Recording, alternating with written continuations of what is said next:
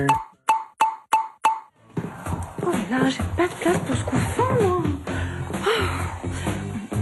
Passer d'un appart super sympa pour jeunes couples amoureux à l'appartement d'une famille responsable avec bébé, psychologiquement, c'est déjà quelque chose, mais concrètement, ça ne s'improvise pas. Ce petit bout de chou, qui ne mesure que 50 cm et qu'on pensait caser assez facilement, arrive en fait avec son attirail de couffin, chaise haute, transat, table allongée, etc., etc. Surprise! Du temps pour moi vous donne toutes ces astuces pour préparer sa maison à l'arrivée de bébé sans être obligé de déménager pour un 300 mètres carrés. Je vais regarder avec vous, moi. On est plutôt comme Clémentine, 8 mois de grossesse, et il faut tout pousser, aménager, transformer avant la venue de l'envahisseur. Une petite galère et quelques sacrifices comme faire du camping dans le salon. On a transformé cette salle à manger en chambre à coucher. Donc ça fait une espèce de suite parentale.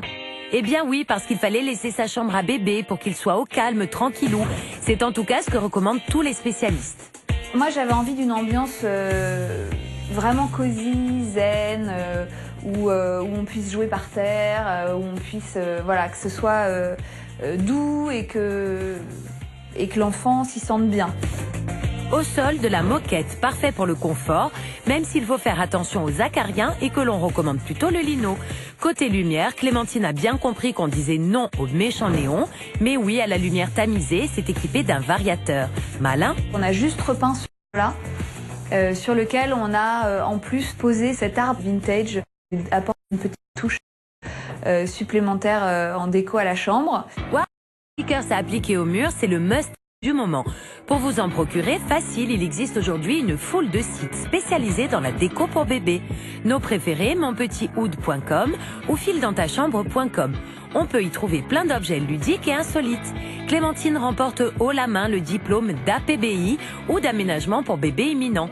Mais place à Leila Bezas, coach en aménagement d'intérieur. Elle transformerait n'importe quel placard à balai en adorable cocon. C'est très important en amont de réfléchir à la façon dont on pourra organiser l'espace de sorte que tout soit très très pratique. Donc typiquement la table allongée pourrait être dans la salle de bain pour laver plus facilement. Donc vraiment penser par zone pour chacune des activités de bébé. Lorsque on doit nourrir le bébé, si on l'allaite, c'est bien aussi de penser à un fauteuil confortable à proximité du berceau idéalement. Que va-t-elle penser de la chambre de notre future maman? En termes de décoration, c'est très très très agréable. Oui, c'est magnifique. Le problème, quand bébé va grandir, il faudra peut-être tout racheter. Alors, comment faire? Eh bien, choisir du mobilier transformable, la grande tendance du moment. Exit le berceau qu'on jette au bout d'1 an. Au showroom du site c'estmonpremier.com, on vend plutôt des lits évolutifs. Ce peut être un lit comme ça, donc forme ovale, avec une ligne assez épurée et design, qui s'utilise comme berceau. Donc on retrouve le tour de lit, un lit très, très confortable pour l'enfant avec un sommier en hauteur et qui est transformable, c'est-à-dire que le sommier peut être descendu, la galerie peut être enlevée et il devient un lit d'apprentissage, un lit intermédiaire. Dans la catégorie transformable, nous avons aussi le lit pliable, ingénieux, la table allongée avec petit bain intégré ou la table allongée à rallonge qui, hop, se transforme en porte-manteau. Mais quel que soit le meuble, il y a quelque chose à ne pas oublier. L'idée du meuble, c'est surtout que l'enfant ne se coince pas les doigts, qu'il n'ait pas d'accident domestique. Donc on privilégie, nous, les meubles à porte plutôt qu'à tiroir. C'est sûr, avec un bambin, on n'est jamais à l'abri d'un gadin. D'ailleurs, retour chez Clémentine où de méchants fils ne demandent qu'à être cachés. Ce fil-là, par exemple, il faudrait plutôt le placer à l'arrière.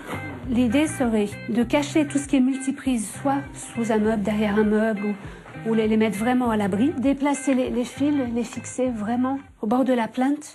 L'arrivée d'un bébé vous transforme en véritable agent de sécurité. Vos deux meilleurs alliés, le cache-prise, mais aussi le couvre-coin de table. Vous voilà paré pour le grand débarquement. Et puis au pire, bébé, vous le mettrez dans un coin avec des oreilles de lapin, comme la photographe Anne Guedes. Mais non, plaisante. Quoique, c'est mignon, hein.